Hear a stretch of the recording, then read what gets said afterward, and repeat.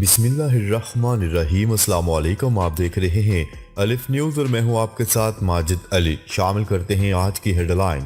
ملکی دفاع مزید مضبوط بنانے کی تیاریاں، پاکستان کا چین سے جدید جنگی طیارے حاصل کرنے کا فیصلہ۔ Army chief general Qamar Javed Bajwa کا برطانوی چیف آف ڈیفنس اسٹاف سے رابطہ، نئی ذمہ داریاں سنبھالنے پر مبارکباد۔ طالبان کو افغانستان پر قبضے کی دعوت دی گئی تھی، احمد کرزئی کا بڑا انکشاف۔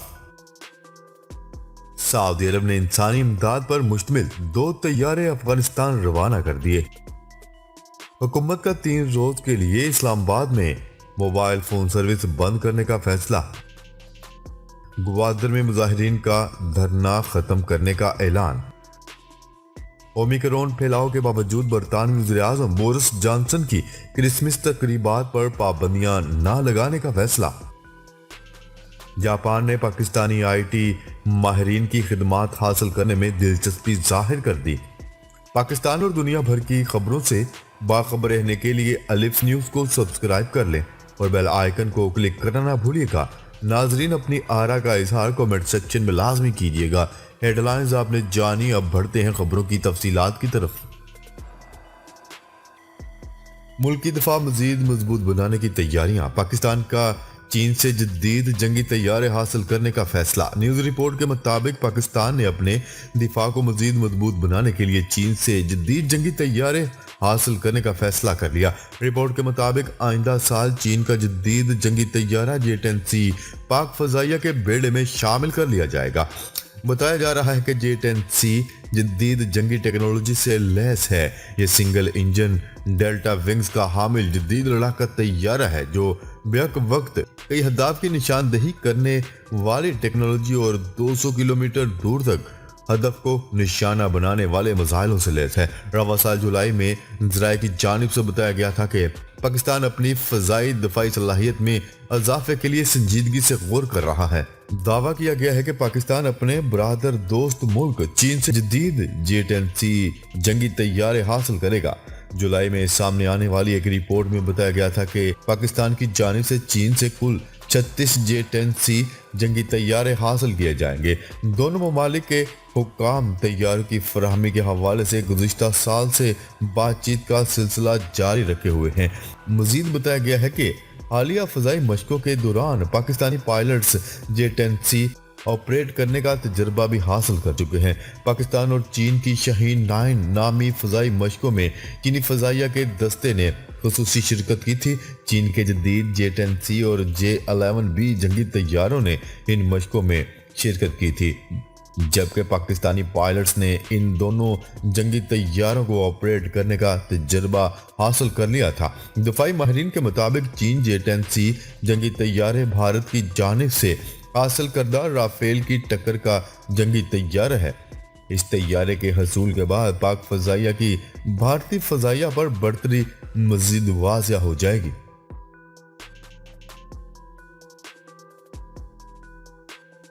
خبر کے اگلے حصے میں بات کرتے ہیں۔ Army chief general Qamar Javed Bajwa نے برطانوی چیف آف ڈیفنس اسٹاف سے ٹیلی فونک رابطہ کر کے انہیں نئی ذمہ داریاں سنبھالنے پر مبارکباد پیش کی۔ ISPR کی رپورٹ کے مطابق ٹیلی فونک گفتگو میں باہمی تعاون کو مزید فروغ دینے کے امور پر تبادلہ خیال کیا گیا، جبکہ فوجی تعاون، علاقائی سیکیورٹی اور افغانستان کی صورتحال پر بھی غور کیا گیا۔ Army chief general Qamar Javed Bajwa نے کہا ہے کہ افغانستان میں انسانی المیہ سے بچنے کے لیے منظم میکانزم کی ضرورت ہے۔ پاکستان اپنے ہمسائے ممالک کے ساتھ اچھے تعلقات چاہتا ہے اور خطے میں دیرپا امن و استحکام کا خواہاں ہے۔ برطانوی ایڈمرل نے افغانستان کی صورتحال میں پاکستان کے کردار کو سراہتے ہوئے علاقائی استحکام کے لیے پاکستان کے کردار کی تعریف کی۔ ایڈمرل اینتھونی نے پاکستان کے ساتھ ہر سطح پر سیکیورٹی تعاون کو فروغ دینے کے عزم کا اظہار کیا۔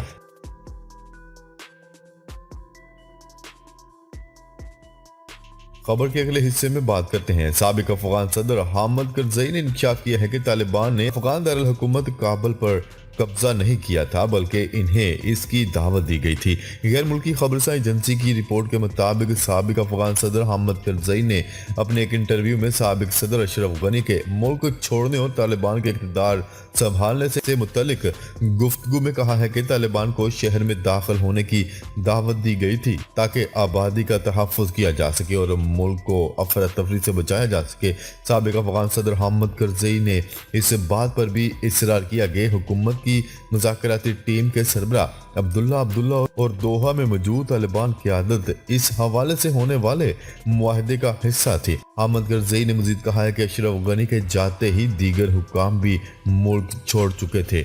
उनका कहना था कि जब मैंने वज़ीर दिफा बिस्मिल्लाह खान को फ़ोन किया तो उन्होंने बताया कि आला हुकाम में से कोई भी इस शहर में मौजूद नहीं है। इसके बाद मैंने वज़ीर दाखिला को फ़ोन किया, पुलिस चीफ को तलाश करने की कोशिश की लेकिन कोई मौजूद नहीं था।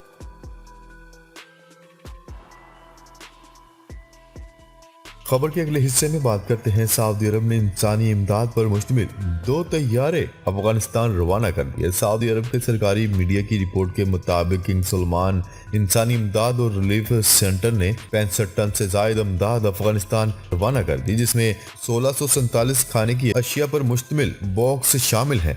सऊदी अहदेदार ने कहा है कि सऊदी फजाई राहदारी के जरिए 6 तैयारे अफगानिस्तान को 197 टन से जायद इमदाद फराहम करेंगे और पाकिस्तान से जमीनी रास्ते से भी 200 ट्रकों पर इमदाद अफगानिस्तान पहुंचाई जाएगी। इस साल अगस्त में तालिबान की जानिब से मुल्क का कंट्रोल संभालने के बाद सऊदी अरब की जानिब से अफगानिस्तान भेजी जाने वाली ये पहली इमदादी खेप है। इससे कबल मंगल को रियाद में मुनक्किद खलीज ताउन कौंसिल के सरबराही इजलास में इस बात पर इत्तफाक किया गया था कि अफगान अवाम के लिए बैनुल अक़वामी इमदादी कोशिशों में इंसानी इमदाद में हिस्सा डाला जाए ताकि अफगान अवाम की माशी हालात में बेहतरी आ सके।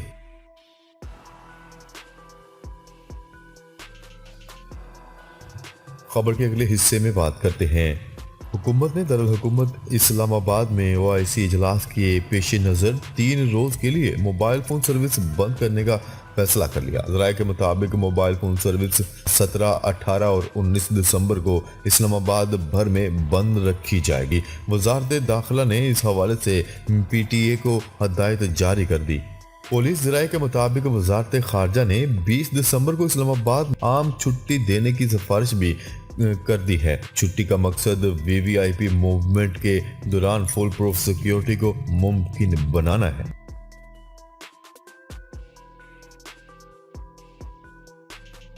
खबर के अगले हिस्से में बात करते हैं। जमात इस्लामी बलूचिस्तान के सूबाई जनरल सेक्रेटरी और हक दो तहरीक के सरबरा मौलाना हदायतुर रहमान ने ग्वादर में धरना खत्म करने का ऐलान कर दिया। वज़ीर आला बलूचिस्तान अब्दुल कुद्दूस बुज़ेंजो हक दो तहरीक के धरने में पहुंच गए। सूबाई वज़ीर ज़हूर अहमद बलेदी, सैयद एहसान शाह भी इनके हमरा थे। वज़ीर आला और हक दो तहरीक के रहनुमाओं के दरमियान बाज़ाब्ता मुज़ाकरात हुए जिनमें मुज़ाहिरीन के मुतालबात पर गौर किया गया। वज़ीर आला बलूचिस्तान और धरना क़यादत में मुज़ाकरात कामयाब हो गए, जिसके बाद हक दो तहरीक के सरबरा मौलाना हदायतुर रहमान का धरना ख़त्म करने का ऐलान कर दिया। मौलाना हदायतुर रहमान ने कहा है कि वफाकी और सूबाई हुकूमत ने मुतालबात पूरे करने की यकीन दहानी करवाई है। कबल अज़ीं ग्वादर में मीडिया से गुफ्तगू करते हुए वफाकी वज़ीर मनसूबा बंदी असद उमर ने कहा था कि वज़ीर आज़म इमरान खान की खुसूसी हदायत पर ग्वादर आए हैं। एहतजाजी मुज़ाहिरीन के मुतालबात का तफसीली जायजा लिया है। उम्मीद है आज या कल ग्वादर में धरना ख़त्म हो जाएगा।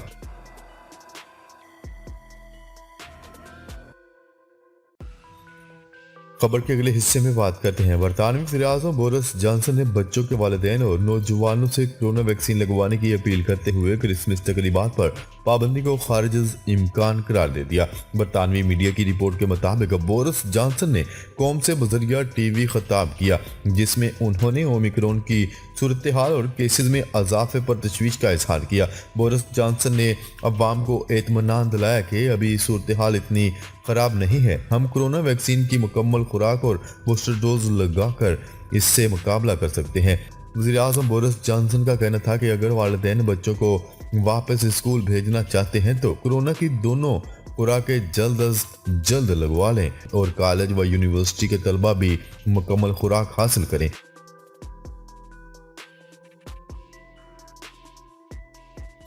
खबर के अगले और आखिरी हिस्से में बात करते हैं। जापानी सफीर का कहना है कि पाकिस्तान आईटी माहिरीन जापान के लिए नहायत कारआमद हो सकते हैं। जापान की ह्यूमन रिसोर्स के अहलकार जल्द पाकिस्तान का दौरा करेंगे। वफाकी वजीर इंफॉर्मेशन टेक्नोलॉजी सैयद अमीनुल हक से जापान में पाकिस्तान के सफीर ने अहम मुलाकात की, जिसमें उन्होंने पाकिस्तानी आईटी माहिरीन की खिदमात हासिल करने पर गहरी दिलचस्पी का इजहार किया। मुलाकात में जापान और पाकिस्तान की वजारत आईटी मुश्तरका तावन के फरोग पर भी इत्तफाक किया गया। अमीनुल हक का कहना है कि पाकिस्तान में आईटी माहिरीन अपनी सलाहियत और काबिलियत के एतबार से तरक्की याफ्ता ममालिक से कम नहीं।